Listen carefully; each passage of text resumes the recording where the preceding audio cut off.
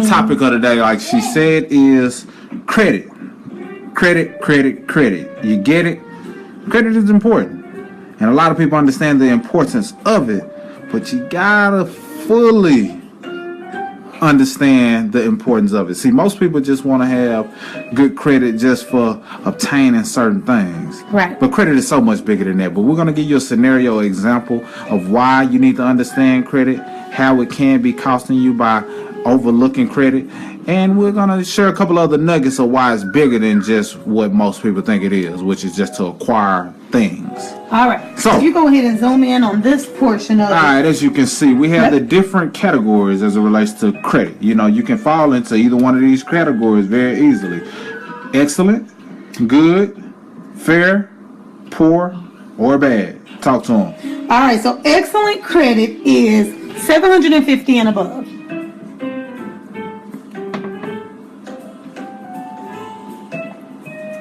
All right, then we have good credit, which is what a lot of people strive for. That's 700 to 749. All right, and of course the numbers can fluctuate. It pretty much depends. These numbers can fluctuate every year, every month. It depends on the person. But these are proven numbers of what excellent and good credit are. Fair credit is 650 to 699.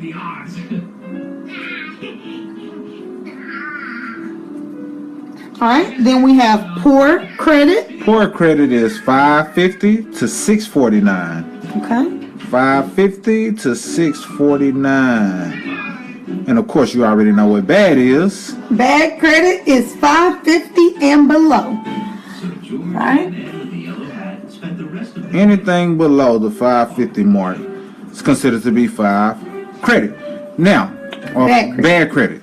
Now, of course, we don't want you to, allow your credit numbers to determine, how you feel about yourself. But these numbers are important, because they use them for multiple things. We're going to give you a scenario, but credit is used for multiple things. I want to give you the scenario first because we have two different people, two different scenarios. As we get close, I want to see it in full right now. But we'll dive in and let you know the difference between this one person, A, and this other person, B, whom we like to call. All right, so in both of these examples, person A and person B are both trying to get a 2016 Honda. All right, now 2016 is almost over, so we should have did 2017, but let's just say 2016 Honda that costs $23,000. So what we're going to do is show you the effects of having good credit and having bad credit, how it can help you, how it can hurt you. All right, so this is the cold, hard truth as it pertains to credit. So let's go ahead and get this example started. So person A has a credit score of 730. 730. Right? That's extremely high for some people to even feel like they can obtain. All right, but it's definitely attainable. 730. Now, if we refer back to our chart, what does 730 fall? Excellent. Good credit. No, good. Sorry. 730 falls into good credit. So person A has what we call good credit. Mm-hmm. Now. All right, person B is 599. 599. So if person B has 599 as their credit score, what category do they fall in?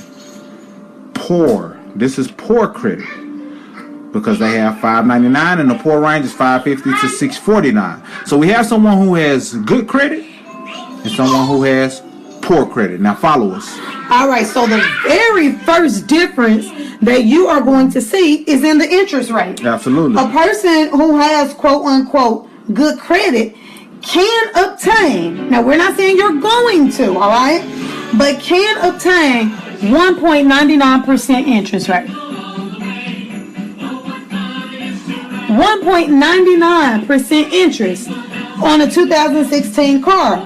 While a person with poor credit, you're looking at a huge difference. We're going to say 14.99.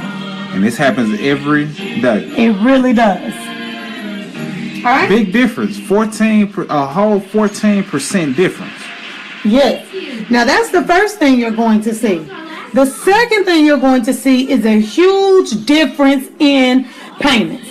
Now, a lot of people like to have the latest and the greatest, so the payments are going to be high anyway, in my opinion. All right, in my opinion, they're going to be high because you're getting a very, very new car. All right, so the payment for a person with good credit, you're looking at, let's just say, about $365. Okay, and let's just throw some change out there, 22 cents. Okay. All right, the payment for person B, because of their credit, this is because of their credit, Or lack thereof. right? Their payment is $513, and we'll just say 97 cents. So check this out. Huge difference in payment off the top, just because of credit. So we showed you two things, two ways that the credit is affecting this car purchase. It's affecting the interest rate as well as it's affecting the payment. But it does not stop there, all right? Not at all. Because as we stated, we're giving you the cold, hard truth. Let's go ahead and talk about the total interest that's paid. For person A, it's $1,302. And 39 cents. Total interest. Right. Total interest paid. This is the amount of money that the bank has earned off of the auto loan that took place. They earned a total interest of $1,302 off of the person with good credit. Now follow us as we take you to person B. Now, if this one doesn't hurt your feelings, I don't know what is. Person B is paying, I'ma just write it. And we all know people who are doing this. I'm gonna zoom in close on that one, just in case you didn't see I'll write it fully. Do you see this? Of course you do. It's right in front of you. 5 figures.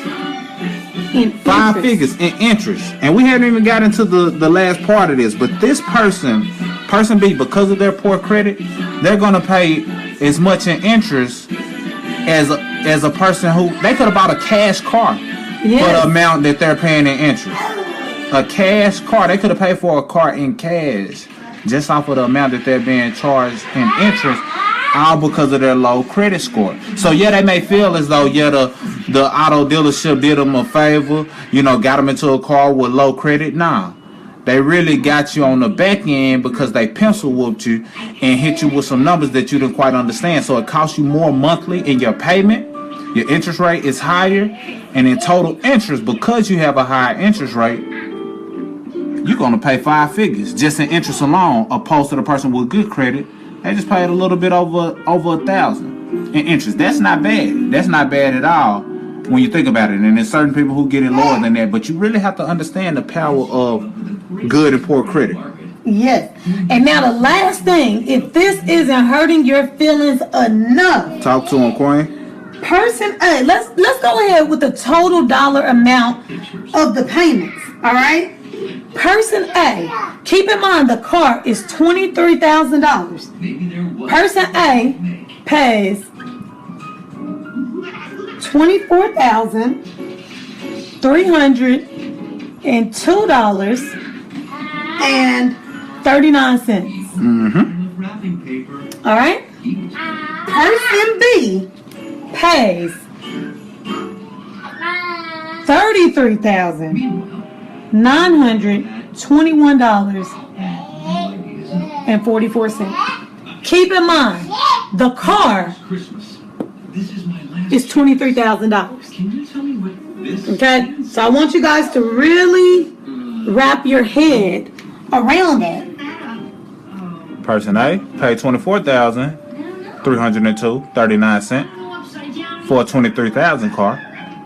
But person B, due to their credit or the lack thereof, paid $33,921.41 for a $23,000 car. That's that additional $10,000 I was telling you about. Really, almost $11,000. They could have paid for a good cash car at that amount. And here's the thing, you guys, we are being really modest with the numbers, okay? Because I know people who's pay almost double for their car. And we want you to think about this as it pertains to a lot of things that you're trying to purchase. We're giving you an example of a car, but think of anything that you're making payments on, all right? That payment, that interest, the total dollar amount of payments can really go up if you have bad credit, all right? We are not making that up. All right, so let me just put some things into perspective for you. Person B, they pay a total of $9,619.05 more. Okay? I want you guys to really think about that. That's more than the person with good credit.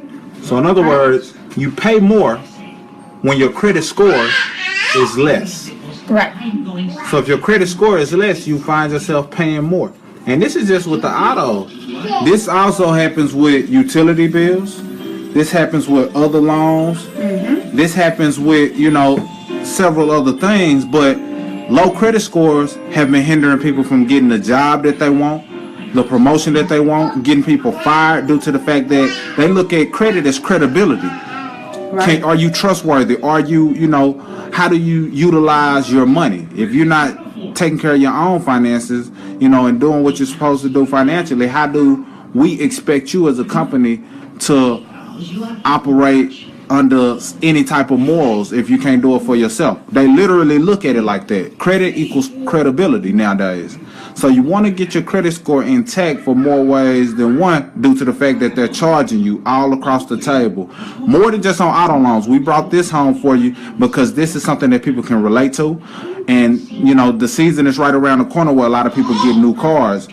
The tax season is coming, so they get an increase in income, so to speak, or a nice check, so they go and get a vehicle. But if their credit score is low, let's imagine and just see how much more they're going to end up paying. In this example, over $9,000 more than a person that has good credit. All right.